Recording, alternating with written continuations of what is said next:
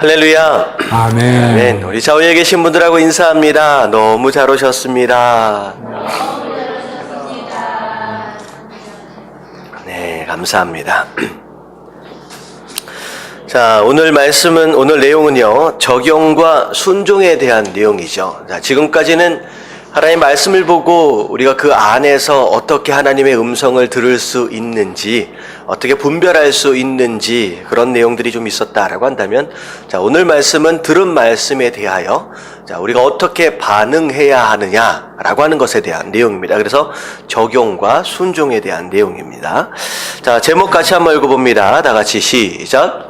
내 뜻을 내려놓고 주님의 뜻으로 기도하십시오. 예, 말씀을 들은 다음에 우리가 기도해야 하는데, 자, 그 기도가 어떻게 되어져야 하느냐. 자, 먼저 내 뜻을 내려놓으라 라고 이제 이야기를 하고 있습니다. 그리고 하나님의 뜻, 주님의 뜻으로 기도하십시오 라고 나와 있는데, 자, 밑에를 보면, 자, 거기에 믿음은 결단입니다 라고 나와 있는 부분에 결단을 순종으로 좀 바꿔주시면 될 것 같아요. 순종. 왜냐하면 뒤에 설명이 순종의 반대에 대한 내용이기 때문에 결단이라고 하는 단어보다는 순종이 더 나을 것 같아요. 그래서 믿음은 순종입니다. 자, 시험하고 비교해서 제일 좋은 것을 선택하는 것이 아닙니다. 자, 무슨 얘기인지 아시겠죠? 자, 믿음이란 조금 더 구체적으로 얘기하면 하나님의 뜻에 순종하는 겁니다. 어떤 상황 가운데서 계산해 보는 거예요. 서로 비교해 보는 거예요. 그래서 뭐가 나에게 더 유익할 것인가 라고 하는 걸 스스로 판단하고 결정해서 더 좋은 쪽으로 선택하는 거, 그게 믿음이라는 것이 아니라는 거죠. 그건 믿음이 아니라 하나님의 뜻이 무엇이냐라고 하는 것을 알고 그 뜻에 따라서 순종하는 바로 그것이 순종이다라고, 믿음이다라고 하는 것이죠. 자, 그래서 그것에 대한 설명을 밑에 굉장히 자세하게 설명을 하고 있습니다. 자, 무슨 일을 하든지 하나님의 뜻을 먼저 확인해야 합니다. 자, 좋은 일이기 때문이 아니라 하나님의 뜻이기 때문에 하십시오. 이게 굉장히 중요해요. 이거 해도 괜찮겠다. 좋은 일이니까 그래서 우리가 하는 것이 아니라는 거예요. 이게 하나님의 뜻이기 때문에 하라는 거예요. 자, 유익이 되고 성공을 주고 부욕해 되는 일이라도 하나님의 뜻이 아니라고 한다면 어떻게 하라? 단호히 거절하십시오. 아무리 유익이 온다라고 할지라도 그게 하나님의 뜻이 아니다라고 한다면 멈춰라. 끊어라 라고 하는 것이죠.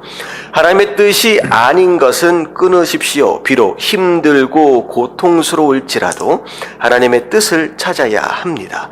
그저 우리의 짐작이나 세상이 하는 방법대로 하면 죽음과 저주가 기다릴 뿐입니다. 자, 왜냐하면 우리의 짐작, 사람의 짐작이죠. 사람의 생각이에요. 사람의 생각이나 세상이 하는 방법, 다른 사람이 다 한다 하여 라고 하는 그것을 기준으로 우리가 판단하고 선택하고 그렇게 살아간다라고 한다면 결국은 망하는 세상과 다를 바가 없기 때문에 함께 저주 가운데 망하는 인생을 산다라고 하는 것이죠. 그래서 특별히 성경 가운데 보면 창세기 앞에 부분에 보면 그런 내용들이 많이 있어요. 사람들이 무엇대로 살았다라고 표현을 하면 자기의 소견대로 살았다라고 하는 거예요. 그러니까 자기 생각대로.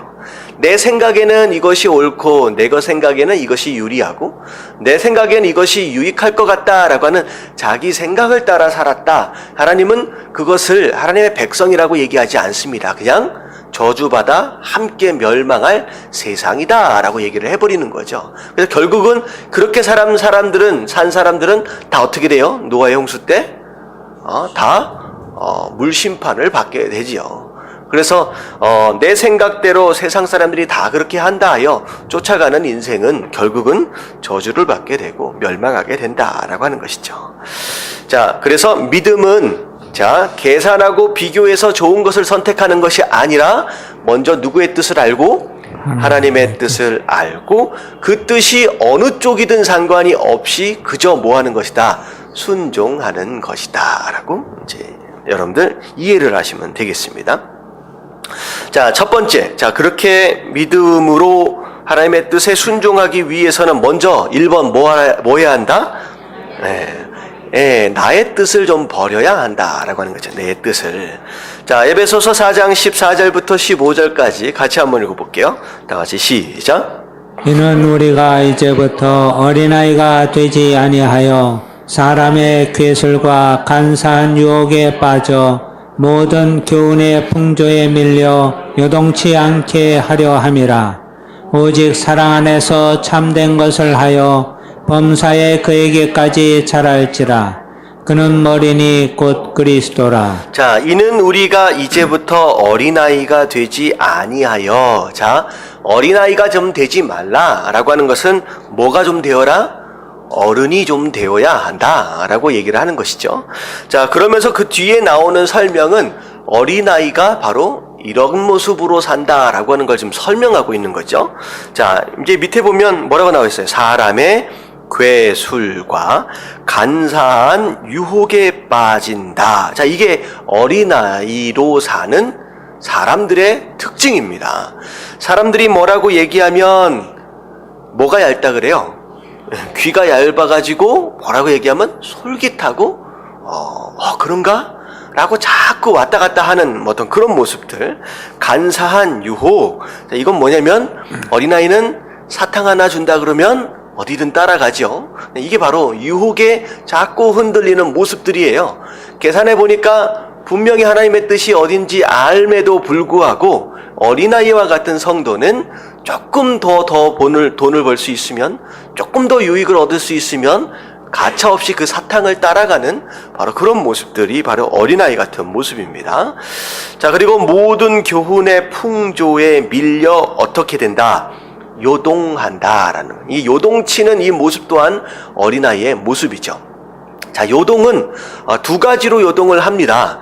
자, 첫 번째는 위아래로 요동을 치고요. 또 두 번째는 좌우로 요동을 치죠. 좌우로. 자, 위아래로 요동을 친다라고 하는 것은 자, 어떤 모습이냐? 여러분들 감정의 기복이 굉장히 심한 사람들이 있어요. 조금만 좋은 일이 있으면 막 신난다고 너무 좋아라고, 조금만 힘들어지면 갑자기 밑으로 팍 떨어져가지고 기운 없어가지고 죽을 것 같이 그렇게 하고, 이 감정의 기복이 올라갔다 내려갔다 올라갔다 내려갔다라고 하는 이런 모습도 어린아이의 모습과 비슷하다라고 하는 것이죠. 어른들은 어떤 상황이 된다라고 할지라도 그 상황으로 인하여서 그렇게 급변하는 그런 마음의 감정 상태는 어떻게 보면 조절할 수 있는 능력을 갖는다라고 하는 것입니다. 그래서 위아래로 조정하는, 막 움직이는 사람들. 좌우라고 하는 것은 분명히 내가 이쪽으로 가려다가 누가 한 소리 하면 이게 아닌가 해가지고 또 이쪽으로 움직였다가 또 뭐라 그러면 또 이쪽으로 움직였다가 좌우로 왔다 갔다 균형을 잡지 못하는 어떤 그런 모습의 상황도 어린아이와 같은 모습입니다. 그래서 어린아이는 바로 이런 모습으로 사는 것이 아니다. 지금 얘기를 하고 있는 것이 뭐냐면, 지금 에베소 이 교회 많은 성도들이 어떻게 살고 있다라고 하는 거예요. 믿기는 하지만 어린아이 같은 모습으로 요러고 살고 있다는 거예요. 누가 뭐라 그러면 솔깃해가지고 쓱 넘어가고, 조금만 유리하고 이익이 있다라고 한다면 죄도 좀 지어보고 왔다 갔다 하고, 뭐라고 하면 기분 좋으면 막 들떴다가 갑자기 어려워지면 갑자기 훅 떨어졌다가, 이런 모습으로 이제 살아가는 이제 에베소 교인들에게 그들의 상황들을 지금 쭉 설명하고 있습니다. 이제는 이렇게 살아서는 안 되지 않겠느냐, 이제는 좀 어른이 되어라 라고 얘기를 하는 거죠. 자, 그러면 이제 15절서부터 나오는 내용은 어떤 삶에 대해서 설명할 것 같아요. 이제 어른의 삶, 어른 되어짐의 삶이 뭐냐라고 하는 것에 대한 설명이겠습니다. 자, 오직 사랑 안에서. 자, 오직 사랑 안에서 누구의 사랑이에요? 예수 그리스도의 사랑이겠죠. 그리고 모든 관계 안에서, 그 사랑 안에서 하라는 거죠. 모든 관계들을. 근데 뭘 행하라? 참된 것을 하라. 참된 것을 하라. 이 두 가지 단어가 중요한 단어예요. 사랑과 참이라고 하는 단어입니다. 참이라고 하는 단어는 truth, 진리입니다. 진리. 자, 이 진리는 곧 예수 그리스도를 의미하기도 하지만 이 진리는 곧 하나님의 뜻을 의미하기도 하죠. 그래서 모든 일을 할 때 일단은 누구를 만나든지 어떤 마음으로 해야 한다? 사랑하는 마음으로 해야 함과 동시에 어떤 일을 하든지 그게 누구의 뜻을 이루기 위한 것이다? 하나님의 뜻을 이루기 위한 것이라는 거죠. 그래서 참된 것을 하라는 거예요. 하나님의 뜻이 무엇인지를 알고 그 뜻대로 행하는 사람, 그게 바로 어른됨의 첫 번째 모습입니다. 자, 그리고 두 번째가 무엇이냐? 범사에 in everything이에요. 모든 방면에, 모든 것에 그에게까지 잘할지니라. 자, 그가 누굴까요? 자, 예수 그리스도입니다. 그래서 너희가 말하는 것, 생각하는 것, 행동하는 것, 너희의 인품이나 너희의 하는 일들이나 이 모든 너희 삶 가운데 모든 영역들 하나도 빼놓지 않고 예수 그리스도의 경지까지 성장해야 한다라고 하는 거죠. 그것을 가장 쉬운 단어로 표현하면 뭐라고 표현할 수 있어요? 담이죠. 예수님을 닮아가는 삶. 그게 어른 되어짐의 두 번째 모습입니다. 자, 어른 되어짐의 두 번째 모습이에요. 자, 세 번째는 무엇이냐? 그는 머리니 곧 그리스도라. 자, 이 설명은 어떻게 보면 이 앞에 1번과 2번을 해야 하는 궁극적인 이유를 설명하기도 하지만 무슨 얘기인지 아시겠죠? 1번이 뭐였어요? 사랑 안에서 하나님의 뜻을 행하는 것과 모든 것에 있어서 예수님을 닮아가는 것. 이 1번과 2번을 우리가 해야 하는 궁극적인 이유가 그는 머리니 곧 그리스도다라고 하는 것이기도 하지만 이것 자체로서도 뭐가 될 수 있느냐? 3번이 될 수 있다라고 하는 거죠. 3번이 될 수 있어요. 자, 그는 머리다. 그는 머리다. 그가 예수 그리스도고 예수님이 머리다. 누구의 머리예요? 교회의 머리다라고 하는 것과 동시에 이 교회는 바로 누구를 의미하느냐?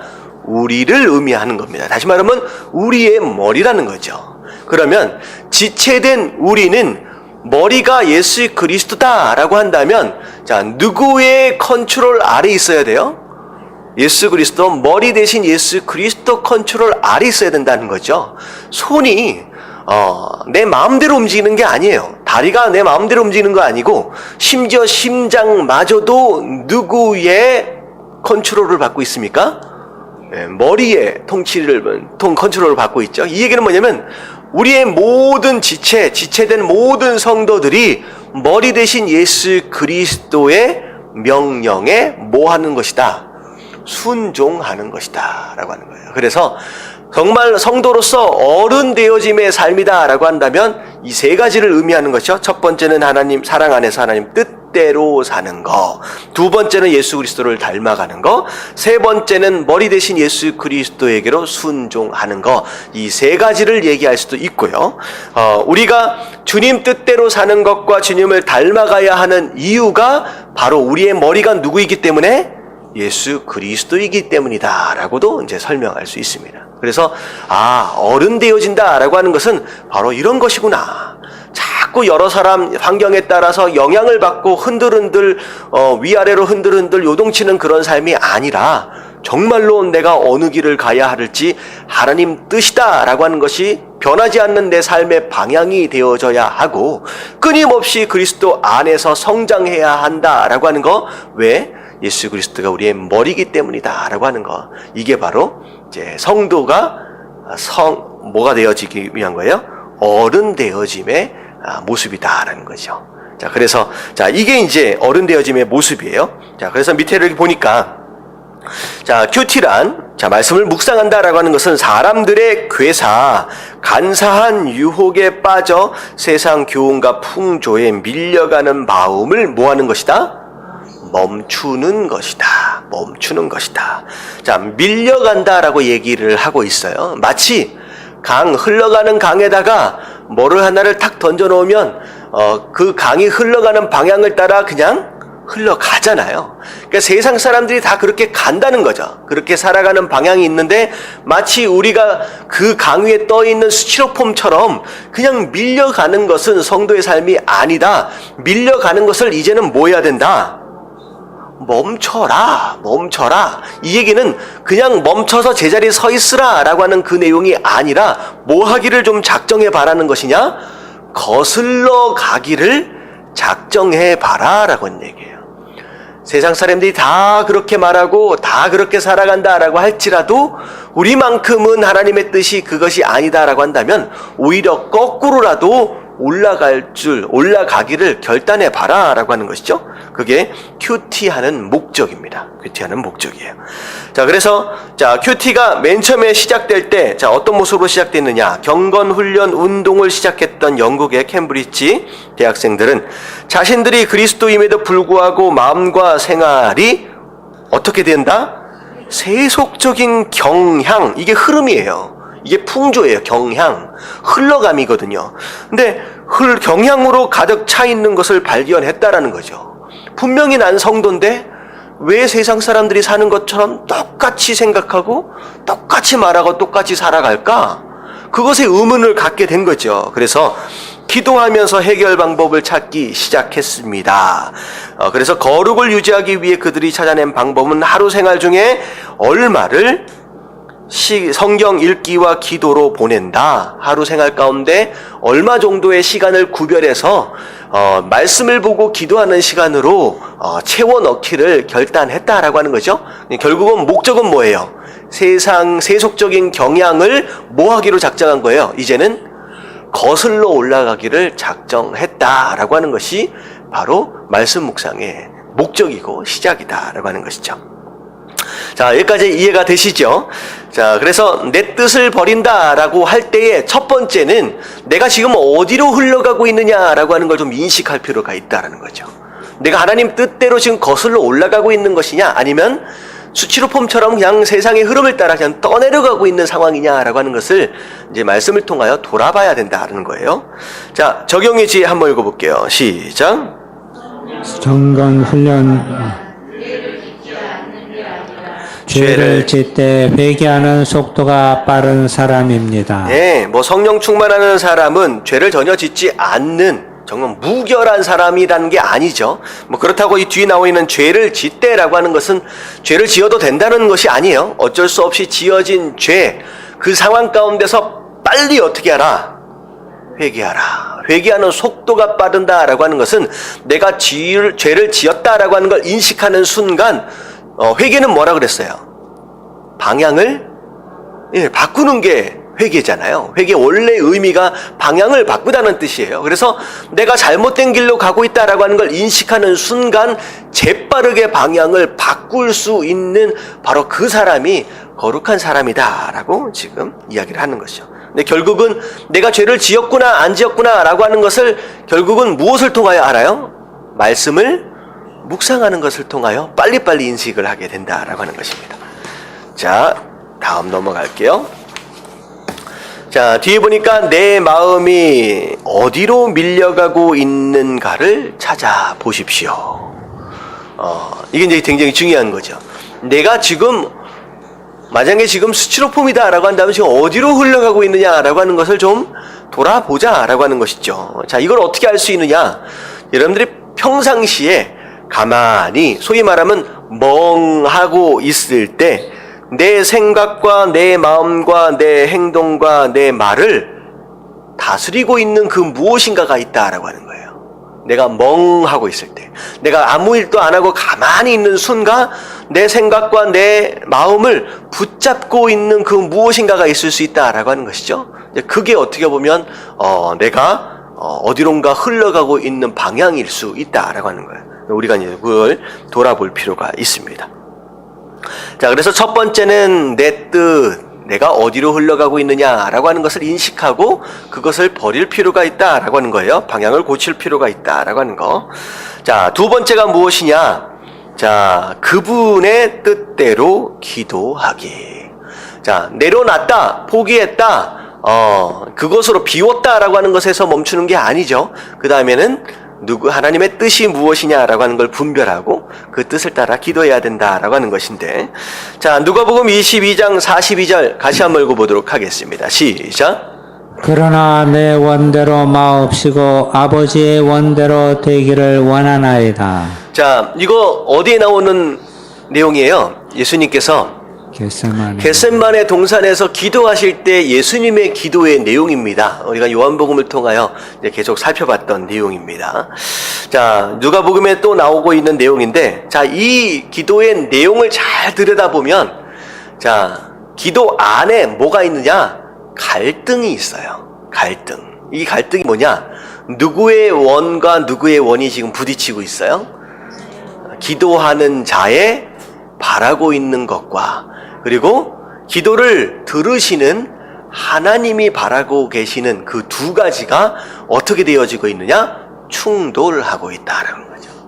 어떻게 보면 내가 바라고 있는 것과 하나님이 원하시는 것이 하나다라고 한다면 기도가 너무 편하겠죠. 쉽겠죠. 응답도 뭐 당연하게 이제 쉽게 받을 수 있는 거죠. 근데 대부분 많은 경우 내가 원하는 것이 있는데 그 원하는 것이 하나님이 원하시는 것과 다를 수 있다라고 하는 거예요. 그래서 지금 예수님이 지금 육신을 입고 계시는 상황 가운데서 육신이 원하고 있는 건 뭐예요? 이 잔을 내게서 옮겨주시옵소서. 가능하면 이 고통, 어떻게 보면 육신적인 고통뿐만 아니라 예수님께서 더 힘들어 하셨던 고통은 하나님과 분리되어지는, 영적으로 분리되어지는 그 고통, 너무 힘드신 거죠. 이제 그 부분에 대한 것을 좀 지나쳐가길 원하셨다라고 하는 거. 그것이 육신을 입고 계시는 예수님의 원입니다. 근데 지금 예수님은 하나님의 뜻이 뭔지를 알아요? 몰라요? 사실 알고 계세요. 왜냐하면 이 땅에 오신 목적이 그것으로 오셨거든요. 그리고 제자들과 더불어 함께 생활하시면서 장차 본인이 어떻게 되어야 할 것이다 라고 하는 거에 대해서 제자들에게 가르치시기까지 했기 때문에 하나님의 뜻을 모르는 분이 아닙니다. 근데 이게 예수님 안에서도 이게 부딪히고 있다라고 하는 거죠. 근데 중요한 건 뭐냐면 이 두 가지가 부딪힌다라고 하는 것은 잘못된 것이 아니에요. 이건 죄가 아니에요. 하지만 중요한 건 뭐냐면 이 뜻 안에서 누구의 뜻이 이루어지기를 바란다? 아버지, 하나님의 뜻이 이루어지기를 바란다라고 하는 그것이 이제 핵심이다라고 하는 것이에요. 자, 그래서 밑에를 보면 대체적으로 사람들은 자기가 하는 말의 뜻이 무엇인지 모르고 열심히 말합니다. 자기를 읽지 못하고 있습니다. 주제 파악이 덜 된 것입니다. 사람들은 열심히 결정을 내리고 어떤 행동을 합니다. 그러나 그 행동의 결과가 어떻게 나타날지 잘 모릅니다. 열심히 말하고 주장하지만 그것이 얼마나 옳은 것인가를 미처 깨닫지 못하고 자기 아집과 고집과 환상에 속고 있는 것입니다. 이게 세상 사람들이 살아가는 모습이에요. 내가 이런 말을 하고 이런 생각을 하고 이런 행동을 하면 어떤 결과가 나올지에 대해서 그렇게 깊이 생각하지 않고 그냥 그렇게 말하고 그렇게 행동하고 산다는 거죠. 어쩌면 성도 안에서도 이런 모습들이 충분히 있을 수 있다는 거죠. 자, 과연 이제 기도할 때도 구하는 것이 무엇인지 그 영적 의미를 다 깨닫고 있습니까? 우리의 기도의 내용을 좀 점검해 보자라고 하는 거예요. 내가 지금 구하고 있는 그것들에 대하여 한번 확인해 보자는 거죠. 내가 지금 구하고 있는 것이 맞는 것을 구하고 있는 것인지 확인해 보자. 자, 추구하는 것이 하나님 보시기에 옳은 것입니까? 옳은 기도였습니까? 기도를 아무리 많이 해도 내용이 하나님 보시기에 옳지 않다면 얼마나 헛된 기도를 하고 있는 것입니까? 그래서 심지어 우리가 살아가는 삶뿐만 아니라 기도하는 순간에서도 세상 사람들처럼 똑같이 뭘 구하는지 이것이 하나님의 뜻에 합당한지도 확인하지 않고 그냥 내가 필요하다라고 해서 막무가내로 그렇게 기도하는 경우가 있다라고 하는 거죠. 그러면 하나님과 코드가 안 맞으면요, 응답받기 쉽지 않습니다. 이제 어떻게 보면 여기서는 뭐라고까지 얘기를 하느냐? 헛된 기도다라고까지 이야기를 하고 있죠. 근데 진짜 기도는요, 물론 이런 기도도 사실 계속 이런 기도를 하고 있다라고 한다면 문제가 되지만 이제 이런 기도를 한다고 할지라도 기도를 계속 하다 보면 어느 순간에 깨달아질 때가 있어요. 그게 참 중요한 것 같아요. 물론 이런 잘못된 기도를 계속 반복적으로 했다라고 해서 헛된 기도다라고 얘기할 수도 있지만 사실 그런 기도의 순간들을 계속 마련하고 그런 노력들을 하면 그 가운데 이게 내가 지금 잘못 기도하고 있구나 라고 하는 것들을 깨닫게 해주시는 경우들이 상당히 많이 있거든요. 자, 그래서 뒤로 좀 넘어가서 좀 보면, 자, 거기 한번 읽어볼게요. 큐티란. 자, 큐티란 시작. 큐티란 나의 원을 내려놓고 아버지의 원을 구하는 마음입니다. 먼저 나의 원이 무엇인지부터 인식해야 합니다. 기도하면서 나를 향하신 하나님의 뜻이 있다는 사실과 그것은 나의 생각보다 더 지혜롭고 합당하는 것을 인식해야 합니다. 네, 여기까지요. 자, 그러니까 중요한 게 뭐냐면 기도만 하면 하나님 뜻에 합당치 못하는 기도, 어떻게 보면 헛된 기도만 계속 반복적으로 할 가능성이 있다는 거죠. 그래서 기도하기 전에 반드시 뭘 좀 하라는 거예요.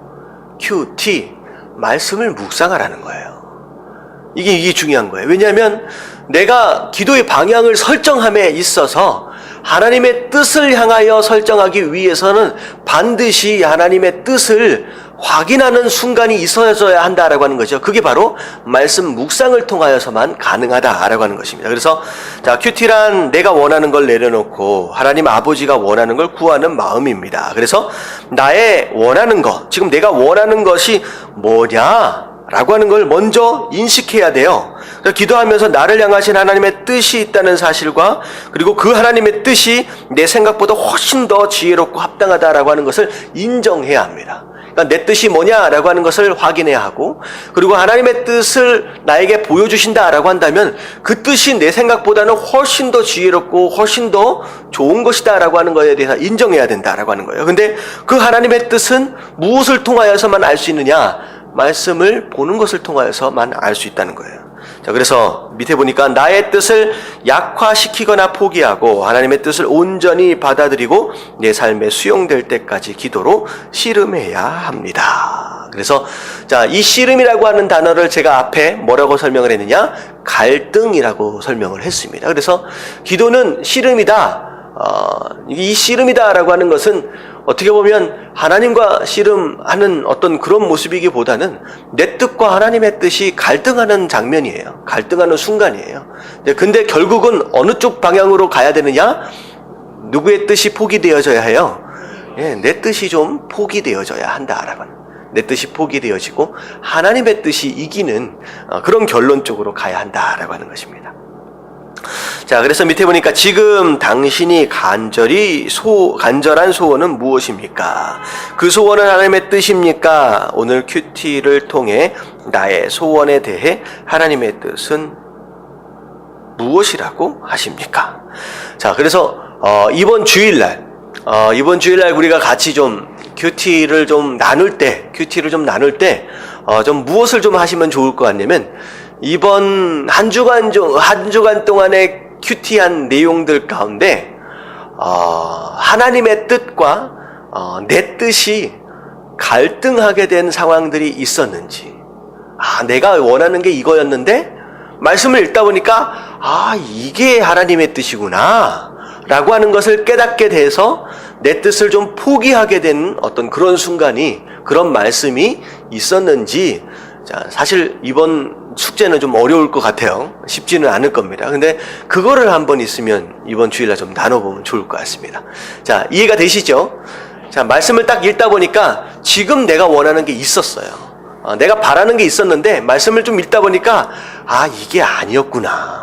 하나님의 뜻은 이런 거였구나 라고 하는 것을 깨닫게 돼서 아직도 갈등하고 있다라고 한다면 뭐 나누면 돼요. 근데 갈등하는 가운데 내 뜻을 포기하고 하나님의 뜻을 순종하기로 결단하는 것이 있다라고 한다면 이번 주일날 셀 모임 때 앞에 부분에 좀 나누시면 되겠습니다. 자, 적용의 지혜 같이 한번 읽어볼게요. 시작. 지금 자, 다시 한번 시작. 무조건 믿고 구한다고 해서 모든 것이 다 이루어질까요? 이 부분에 대해 맹목적이고 감정적인 그리스도인들이 특별히 오해를 해서 엉뚱한 결과를 낳는 경우가 있습니다. 예, 맹목적이고 감정적인 그리스도인.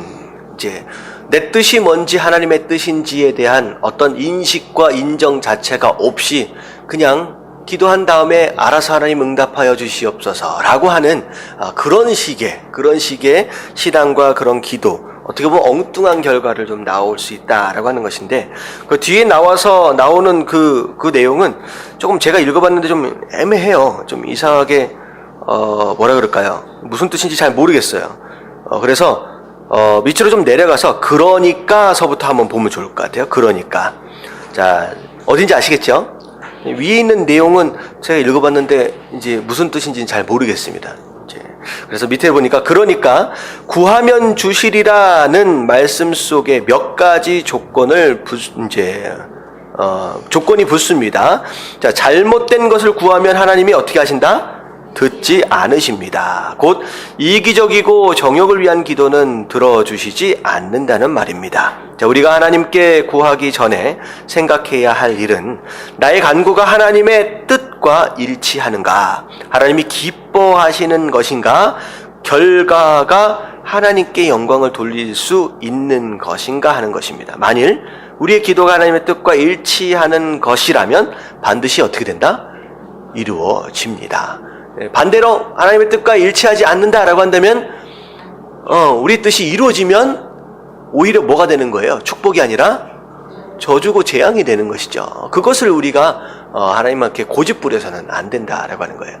자, 요즘 우리가 말씀 묵상을 하는 가운데 누구 이야기가 좀 나오고 있어요? 솔로몬 이야기가 나오고 있죠. 여러분들 큐티 잘 하고 계시죠? 큐티 세미나를 이렇게 열심히 하고 있는데 큐티를 안 해. 그러면 이건 의미가 없는 거예요. 큐티를 잘 하고 있는 것으로 제가 믿고, 솔로몬에 대한 이야기가 나오는데 어떻게 보면 이 내용하고 좀 연결이 좀 되는 것 같아요. 솔로몬이 엄청 축복을 받아요. 이제 축복을 받는 내용을 지금 이제 어제 오늘 쭉 계속 보고 있는 상황인데 어떻게 하나님께서 응답하셨는지에 대한 그런 내용들입니다. 지혜를 얼만큼 받고, 심지어는 내일 말씀을 이렇게 보면, 이제 솔로몬이 솔로몬과 나라가 얼마나 강성해지고, 강력해지고, 부자가 되어지고, 막 이런 내용들이 쭉 나와요. 이제, 그런 내용들을 쭉 보면서, 어쩌다가 솔로몬이 이렇게 복을 받게 되었느냐, 뭐 있기 때문에요. 맨 처음에, 기도했기 때문에요. 기도했기 때문에. 어떻게 보면 네가 원하는 것이 무엇이냐라고 하나님께서 나타났을 때 어떻게 보면 그런 상황이 그런 기회가 주어졌다라고 하는 것은 엄청난 기회잖아요. 근데 그 기회를 사실 만든 것 또한 어디서부터 시작했느냐? 사실 일천번제인데 이건 예배이기도 하고 감사의 표현이기도 합니다. 1000마리의 소를 드린다라고 하는 것은 이제 보통 일이 아니거든요. 보통 헌신이 아니거든요. 근데 누구도 생각하지 못했던, 야, 그렇게까지 예배를 드려야 돼? 야, 그렇게까지 헌신을 해야 돼? 라고 할 정도 그 이상의 그런 놀랄만한 그런 헌신을 하나님께 보여드린 거죠. 어떻게 보면 그건 솔로몬의 감사의 표현이기도 하고, 그리고 예배의 모습이기도 합니다. 이 예배의 모습은 사실 누구를 통하여 배운 것이냐? 아버지를 통하여 사실 배우기도 했지요. 하나님을 정말로 사모해서 하나님께 드리는 것에 대해서 아까워하지 않았던 이 다윗의 모습을 사실 솔로몬이 어느 정도를 본을 받은 것 같습니다. 닮았기도 하고요. 자, 근데 중요한 건 뭐냐면 기회가 주어진 것도 굉장히 특별한 이제 행운이기도 하지만, 어떤 축복이기도 하지만, 기회가 주어졌을 때 그 기회를 잡는 것도 굉장히 중요하죠. 어떻게 보면 솔로몬이 그 기회를 잡은 거예요. 이제 하나님께서 말하라라고 했을 때 솔로몬이 저는 그 장면을 이게 쭉 말씀 묵상을 하면서 하나님이 소원을 말하라, 네가 원하는 게 무엇인지 이야기하라 라고 했을 때 솔로몬이 전혀 하나님께 자기의 기도의 제목들을 얘기함에 있어서 뭐가 없어요? 뭐라 그럴까? 주저함이 없습니다. 이 주저함이다라고 하는 것은 뭐냐면 하나님께 바라고 있는 것이 그때 그 상황 가운데서 갑자기 생각한 것이 아니었다는 거예요. 항상 나는 이게 필요하다라고 하는 기도의 제목들을 마음 가운데 품고 살았다는 거죠. 심지어 예배를 이 천번의 예배를 드릴 때도 이 천번제를 드릴 때도 마음가운데 기도의 제목이 있었다는 거죠. 이건 뭘 의미하느냐? 제가 청년들하고 같이 이제 사역들을 하다가 이제 간혹 가다가 개인적으로 좀 만나가지고 이제 서로 상담을 할 때 그런 얘기를 물어볼 때가 있어요. 기도 제목이 뭐냐? 그러면 그 기도 제목이 뭐냐라고 물어봤을 때 그 질문에 저는 이겁니다 라고 바로 응답하는 사람이, 청년이 있는가 하면 어떤 사람은 뭐라 그래요? 하면서 그때부터 생각하기 시작해요. 기도 제목이 뭐예요? 라고 물어보니까 글쎄요 하고 그때부터 생각하기 시작해요. 자, 이건 무슨 얘기예요? 그 사람이 평소에 뭐 하지? 기도하지 않는 사람이라는 거예요. 기도하지 않는 사람이에요. 여러분도 한번 생각해 보세요. 하나님이 갑자기 딱 나타나서 네 소원이 뭐냐? 라고 물어보실 때 여러분들이 잠깐만요, 글쎄요 라고 한다면 여러분들 여태껏 기도하지 않았다라고 하는 겁니다. 근데 솔로몬은 그렇지 않았어요. 하나님 물어보는 순간 거리낌 없이 주저하지 않고 그냥 얘기합니다. 이것은 평소에 하나님께 기도하던 사람이에요. 마음 가운데 항상 원했던 그 무엇인가가 있었던 사람이다 라고 하는 것이죠. 그게 어떻게 보면 기도하는 사람에게 주어지는 기회고 축복이다 라고 하는 거죠. 아무에게나 기회가 주어지고 아무나 그 기회를 잡을 수 있는 것만은 아니다 라고 하는 거예요. 이것이 어떻게 보면 굉장히 중요한 거죠. 그리고 또 중요한 건 뭐냐면 솔로몬이 구했던 것이 뭐였냐라고 하는 거죠. 이 백성들을 잘 다스려갈 수 있도록 듣는 마음, 하나님께서 나에게 맡겨주신 이 백성들을 내가 잘 재판할 수 있도록 그 듣는 마음을 허락하여 주시옵소서. 나중에 하나님께서 이 듣는 마음을 지혜다라고 말씀하시잖아요. 근데 하나님이 응답하실 때 그 기도 제목에 하나님께서 한번 놀라시는 거예요. 그 기도의 제목에 뭐라고 하세요? 일반적으로 왕이 됐다라고 한다면 뭘 구했을 거라는 거예요? 부귀와 영화를 구했을 것이다. 장수할 것을 구했을 것이다. 그리고 또 뭘 구했을 것이라는 거예요? 너를 위협하는 적들을 해쳐달라고, 제거해달라고 그걸 구했을 것이다. 이게 일반적으로 구할 수 있는 기도의 제목들이라는 거죠. 근데 하나님을 놀라게 만든 건 뭐냐면 그것을 구한 것이 아니라 오로지 이 솔로몬의 기도의 제목 가운데는 뭐밖에 없었어요? 사실 사명뿐이었어요. 내게 맡겨진 이 백성, 내게 맡겨진 이 사명을 어떻게 하면 잘 감당할 수 있겠습니까? 라고 하는 것에만 관심이 있는 거예요. 그러니까 하나님이 거기에서 뭘 받으셨느냐? 감동을 받으신 거예요. 이게 하나님 뜻에 합당한 기도가 되는 겁니다. 그냥 우리가 기도할 수 있는 거, 하나님 제가 어디가 아픈데 이거 고쳐주세요 라고 하는 기도, 물론 이게 잘못된 기도는 아니에요. 이게 잘못된 기도는 아닙니다. 제가 뭐가 부족한데 이거 채워주십시오. 재정적으로 뭘 채워주십시오. 이 사업이 뭘 잘 되게 해주십시오. 이게 잘못된 기도는 아니지만 일반적인 기도이고 충분히 하나님도 예상했을 만한 그런 기도들입니다. 근데 그 하나님의 예상을 뛰어넘는 거예요. 물론 하나님이 그걸 몰랐다 라고 얘기를 한다면 전지하신 하나님이 아니다 라고 이제 반박할 수 있겠지만 하나님의 예상을 뛰어넘는다라고 하는 것에 대한 설명을 좀 이해하셨으면 좋겠어요. 전지에 대한 개념을 좀 내려놓고. 왜냐하면 감동은요, 예상하면 감동을 받아요, 못 받아요? 이게 잘 어렵나요? 여러분, 감동은 언제 받아요? 예상치 못한 상황을 경험했을 때 감동을 받는 거예요.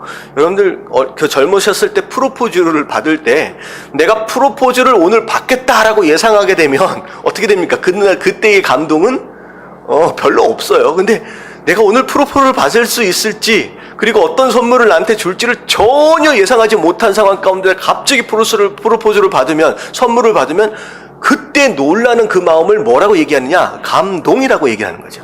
자, 하나님이 감동을 받으셨다라고 하는 것은 뭘 얘기를 하는 것이냐? 하나님의 예상을 뭐 한 거예요? 뛰어넘은 겁니다. 자, 여긴 신학적인 개념을 조금 내려놓고 얘기하자는 거예요, 제가. 그래서 하나님이 감동을 받으신 거예요. 야, 어떻게 네가 그걸 구할 수 있겠느냐? 어떻게 보면 내 마음에 합한 하나님과 딱 마음에 드는 그 기도를 하는 순간 하나님 뭐라고 응답하십니까? 내가 너에게 뭘 주겠다? 지혜를 줄 것이다. 그리고 네가 구하지 않는 너에게 필요한 모든 것을 내가 다 채워줄 것이다.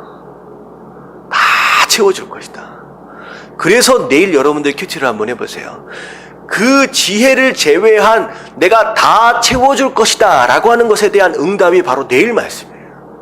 와, 이런 축복을 받았다 라고 하는 거예요. 바로 기도에 응답받는 비결이 어떻게 보면 이것에 있다는 거죠. 하나님의 뜻이 어디에 있느냐라고 하는 거.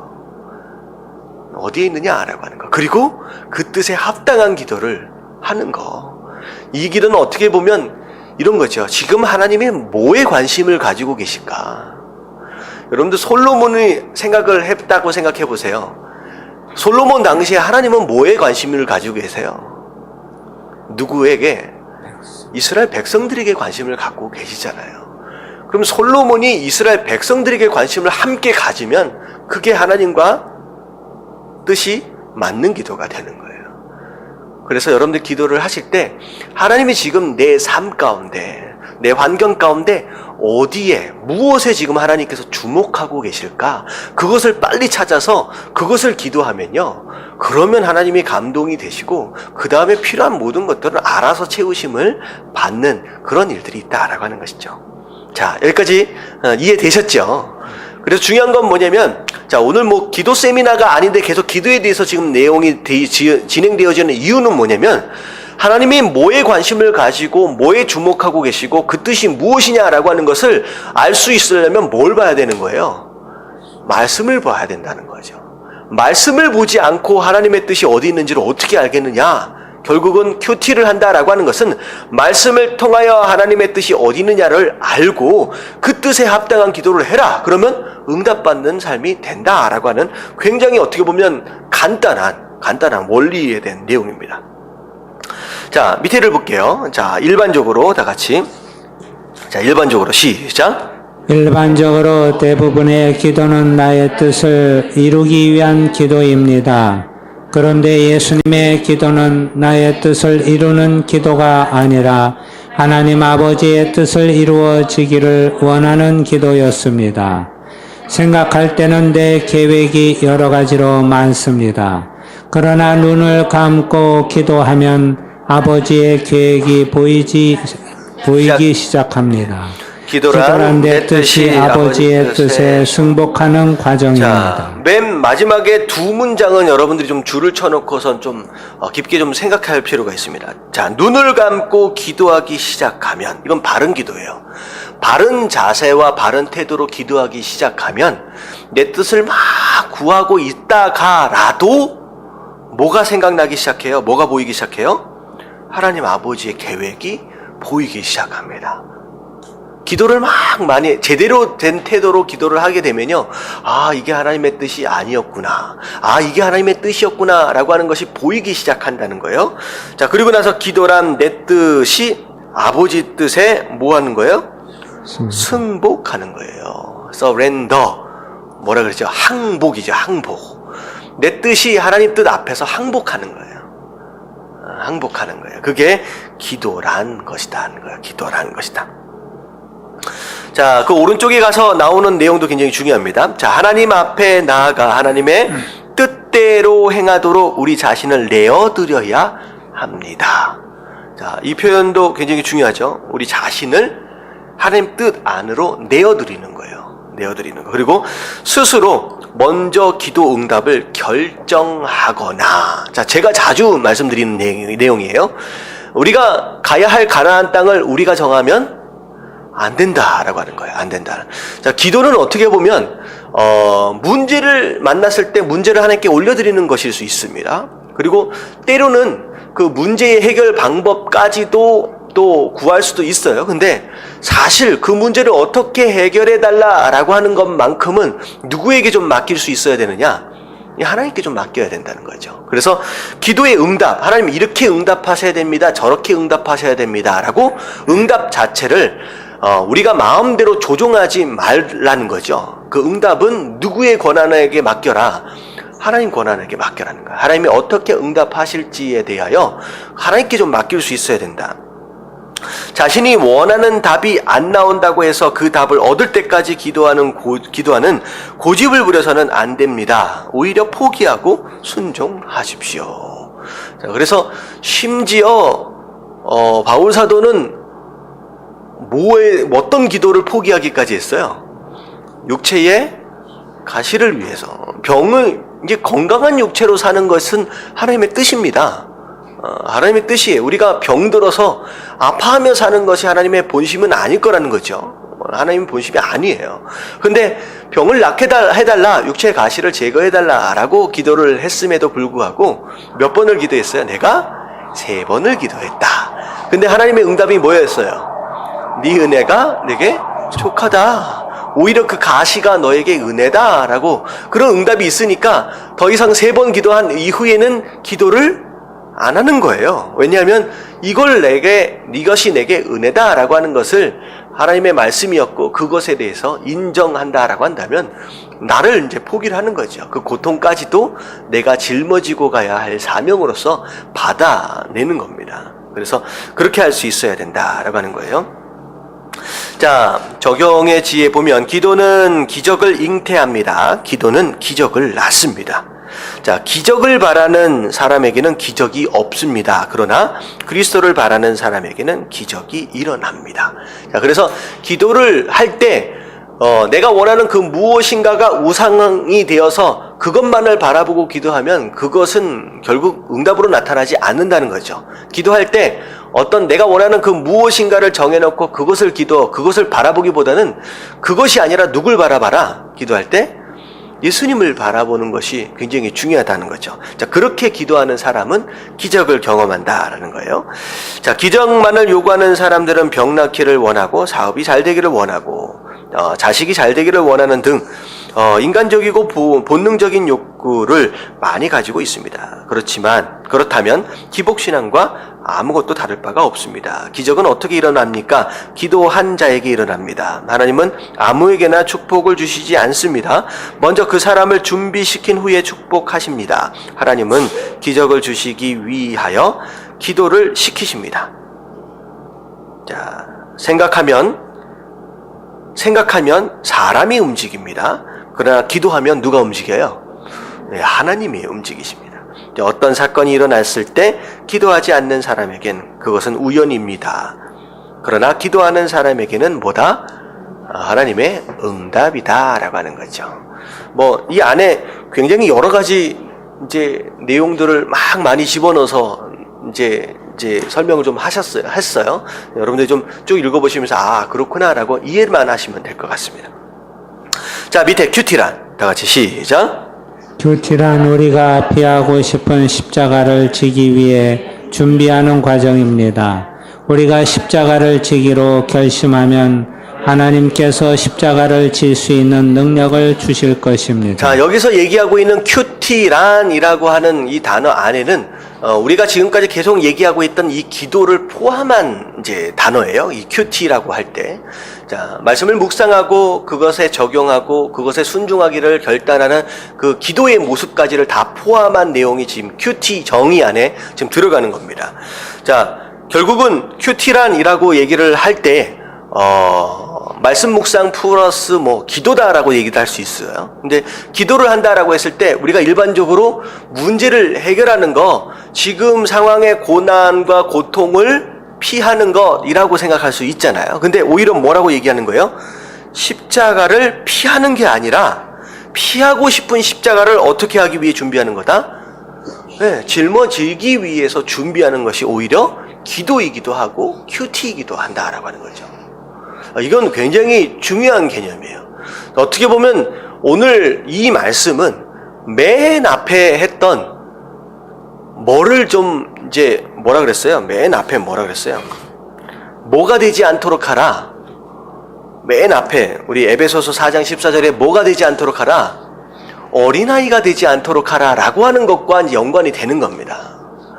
자, 이 지금 큐티란 피하고 싶은 십자가를 지기 위해 준비하는 과정입니다 라고 하는 것은 어떻게 보면 어린아이에게 요구할 수 있는 것이 아니죠. 이건 어린아이의 신앙에게 요구할 수 있는 것은 아닙니다. 결국은 어린아이가 되지 말고 어른이 되어라 라고 한다면, 어른 되어졌다 라고 한다면 신앙의 어른으로서 어떤 기도와 어떤 큐티를 해야 하느냐라고 하는 것이 바로 여기에 나타나는 거예요. 내가 지금 힘드니까 피하고 싶고 십자가를 내려놓고 싶고 그런 것이 아니라 오히려 기도하고 큐티하는 것으로 말미암아 내 육신으로는 피하고 싶은 거예요. 지나쳐 갔으면 좋겠는 거예요. 예수님이 얘기한 것처럼 이 쓴 잔을 옮겨 주시옵소서라고 하는 것이 내 마음인데 그것을 내가 질 수 있도록 훈련되어지는 과정이 어떻게 보면 이 큐티이고 이 기도의 과정이다라는 거죠. 그래서 우리가 거기 한번 읽어볼게요. 우리가 십자가를 시작. 우리가 십자가를 지기로 결심하면 하나님께서 십자가를 질 수 있는 능력을 주실 것입니다. 네, 무엇을 통해서? 큐티를 통해서요.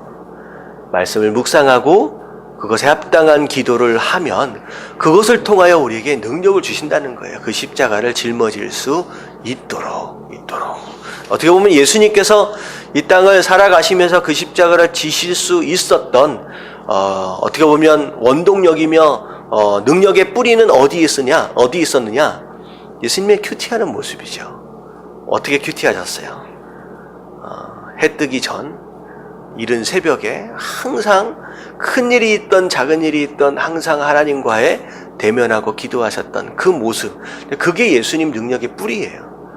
그래서 심지어는 그 십자가를 바로 지시기 직전에도 뭐 하셨어요? 겟셋마네 동산에서 기도하셨습니다. 자, 그게 바로 예수님의 큐티하는 방식이었습니다. 그 십자가를 지금 지어야 하는데 능력이 필요한데 무엇으로 능력을 삼을 수 있느냐? 결국은 하나님과의 교제예요. 기도고 큐티다라고 하는 거죠. 예수님이 바로 그것으로 인하여서 그것을 통하여서 십자가를 지실 수 있었다라고 하는 거. 자, 뒤로 넘어가서 묵상하는 그리스도인은 주님과 더불어 나날이 자라게 되고 늘 영적으로 성공하는 삶을 사는 것입니다. 자, 오늘은 이 교재를 좀 마무리할 수 있을 것 같아요. 그렇게 내용이 그렇게 많지가 않아서. 자, 3번 같이 제목 한번 읽어봅니다. 시작. 마음밭에 따라 삶이 달라집니다. 자, 이건 이제 큐티 할 때에, 기도할 때에 우리의 태도와 자세를 또 의미하기도 합니다. 지금 뭐 순서는 좀 왔다 갔다 지금 복잡하게 이렇게 되어 있는 것 같지만, 자, 마음밭의 종류, 뭐 이거는 우리가 항상 자주 이제 나눴던 얘기잖아요. 길가 한번 읽어볼게요. 길가 시작.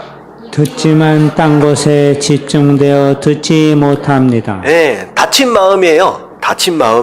하나님 뜻에 관심이 없는 사람입니다. 아무리 씨를 뿌려도 말씀을 뿌려도 뿌리를 절대 내릴 수 없는 그런 마음들. 이런 마음은 뭐 이제 열매 맺을 수 없죠. 자, 돌밭 시작. 뿌리가 없어 세상에 나가면 금세 말씀이 사라집니다. 네, 뿌리는 사실 있죠. 아주 얕게 뿌리를 내리지만 조금 햇빛이 비치면 어떻게 돼요? 그냥 말라 비틀어져요. 이건 뭐냐면 내 생각, 이 돌덩어리는 성경 안에는 구체적으로 설명하고 있진 않습니다. 근데 딱딱한 그 무엇인가를 생각한다면 뭐일 수 있느냐? 우리의 고정관념이나 우리의 고집, 어떻게 보면 내 자존심, 소위 말하면 드러내야지 되는 그 무엇인가 딱딱한 종류의 것들. 자, 이게 내 마음 가운데 자리 잡고 있으면 믿는 것 같다가 조금 상황이 어려워지고 힘들면 금방 뭐 할 수 있다는 거예요? 떠날 수 있다는 거예요. 버리고 떠날 수 있다는 거죠. 포기할 수 있다는 거죠. 자, 그게 이제 돌밭입니다. 자, 세 번째 가시떨기 시작. 자라기는 하지만 염려와 욕심 등이 말씀을 억제합니다. 예, 가시떨기 막 뾰족뾰족 나온 그 가시떨기가 어떻게 보면 진짜 자라야 할 그 식물의 기운을 다 빨아먹는 거예요. 기운을 빨아먹어. 근데 그 기운을 빨아먹는 두 종류의 것들이 있는데 두 종류가 뭐라고 얘기했어요? 이건 예수님이 직접 말씀하신 거예요.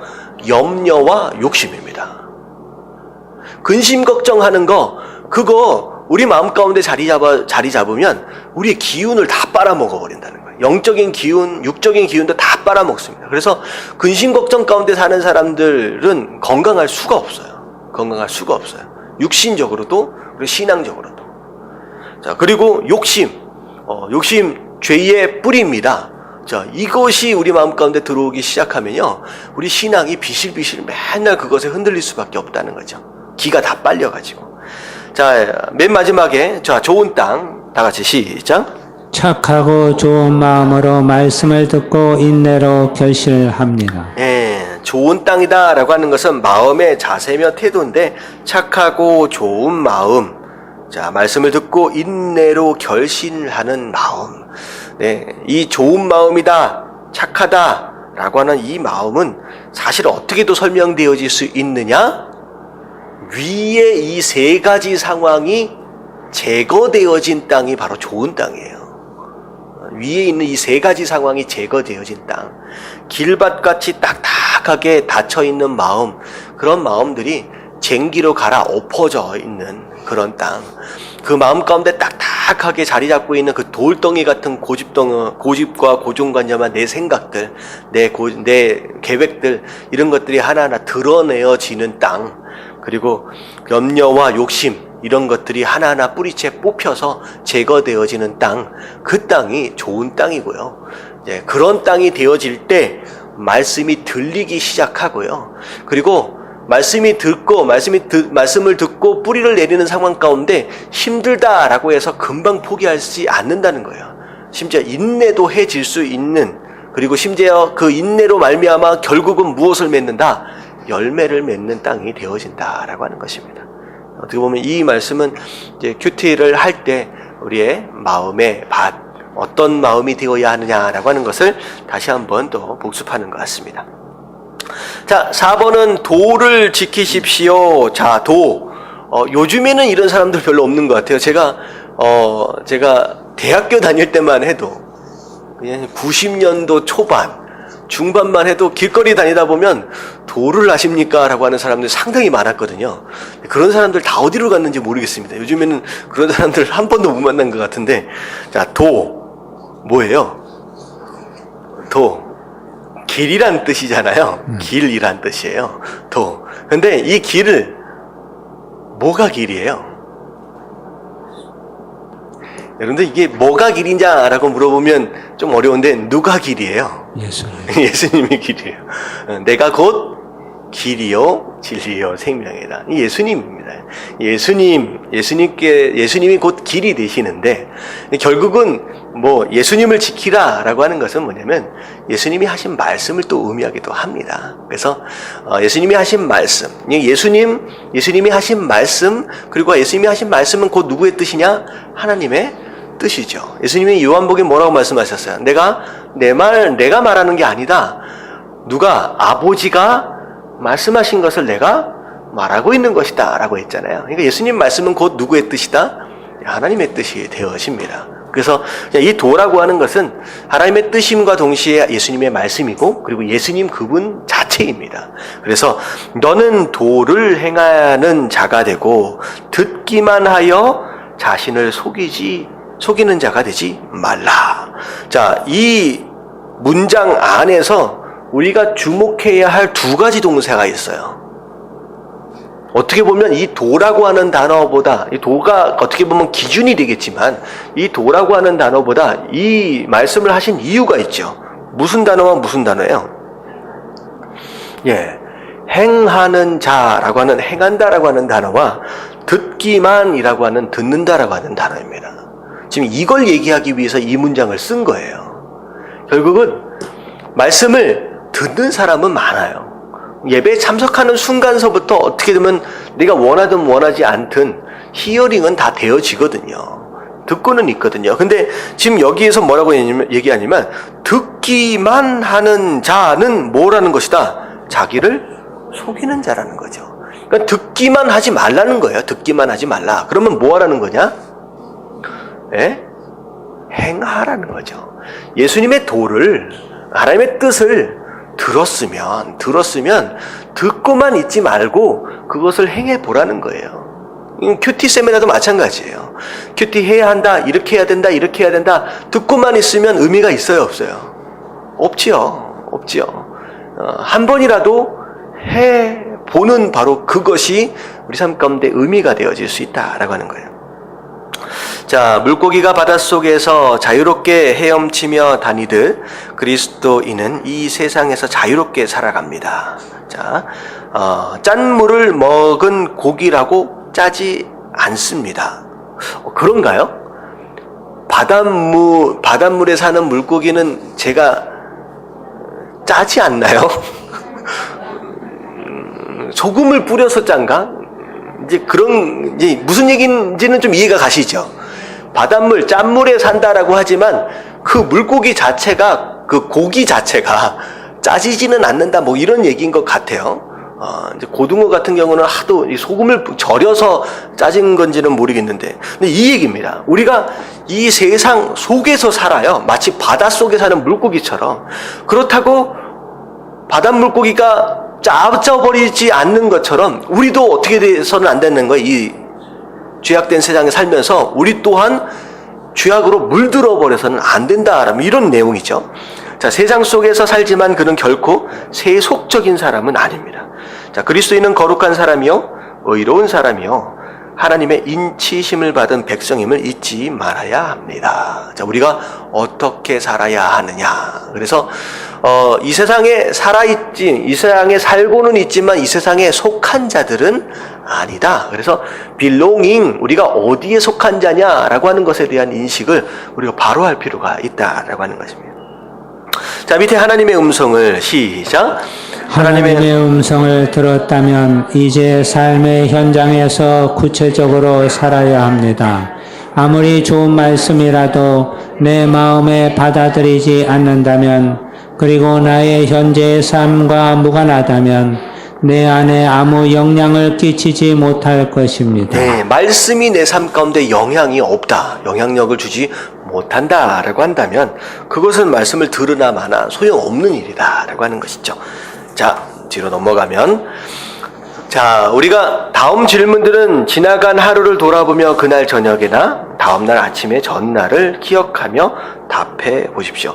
자, 이게 이제 큐티하는 방법들 가운데 이제 부록처럼 따라 붙는 거예요. 자, 큐티는 일반적으로 언제 하는 게 가장 좋다?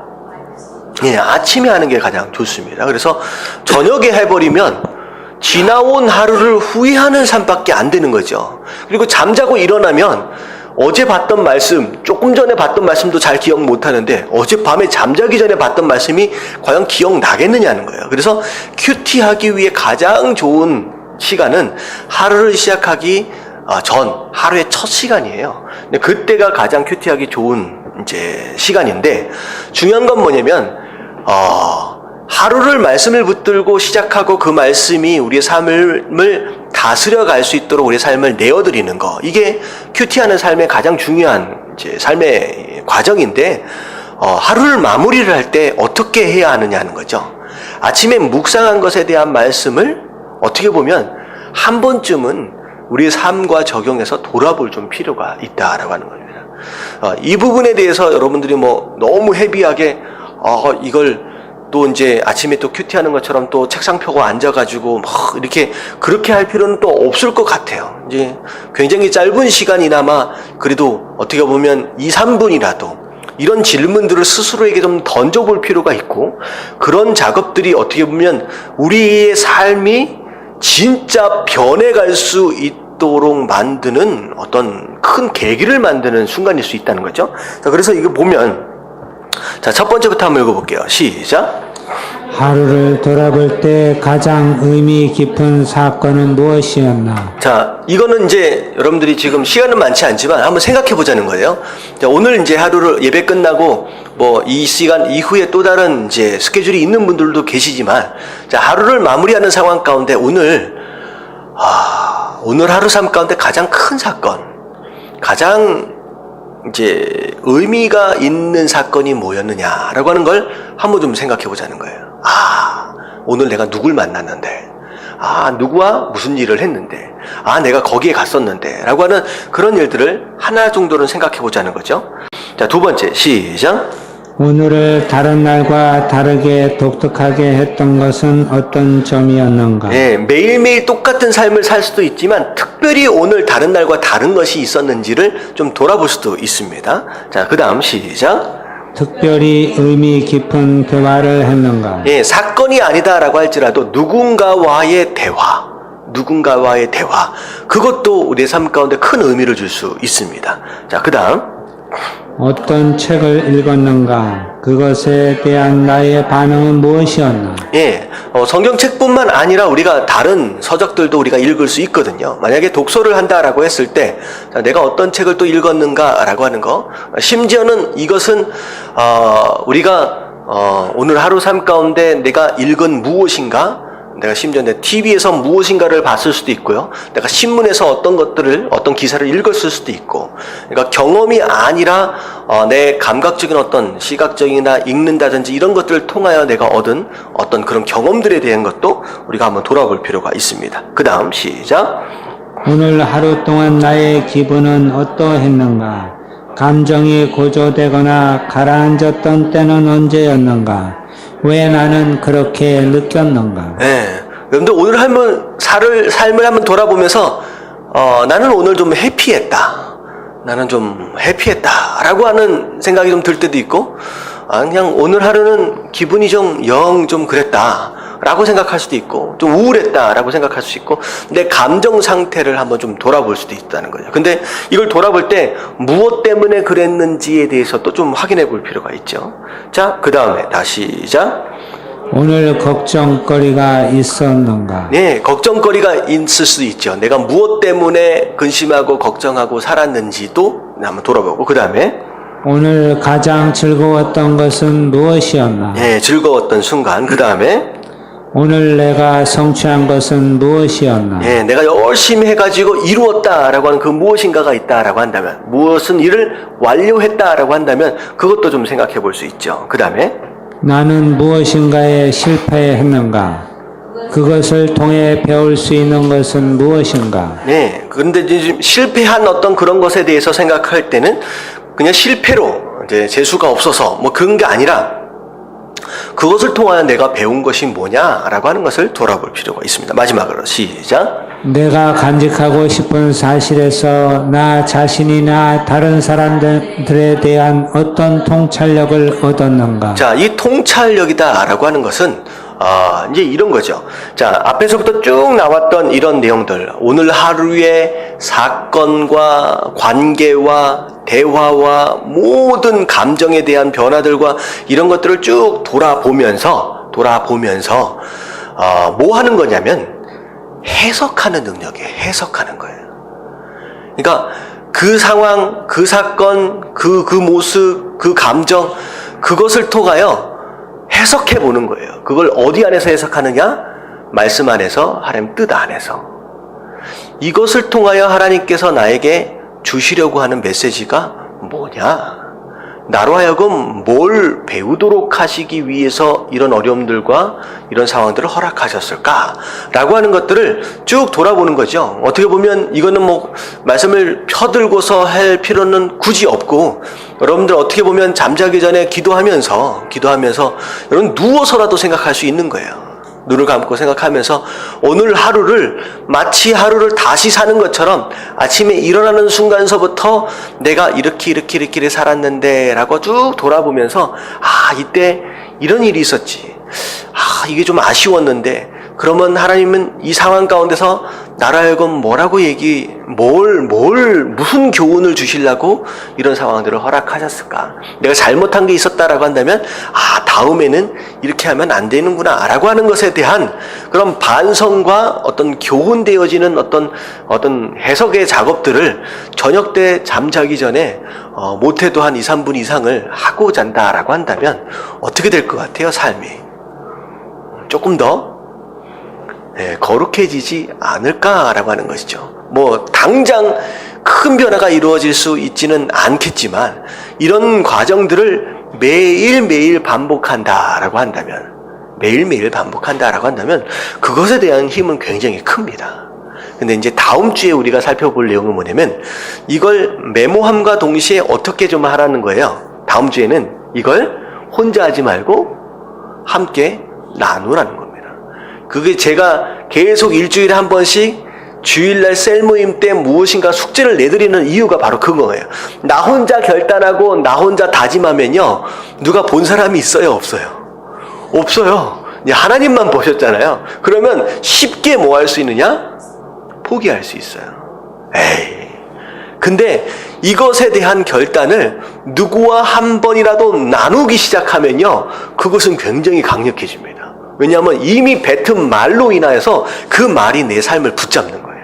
야, 그래도 내가 한 말이 있는데 내가 여기서 포기하면 안 되지 라고 하는 그런 강력한 힘이 있어집니다. 그래서 이제 그게 큐티를 함께 나누는 이유일 수 있다라고 하는 거죠.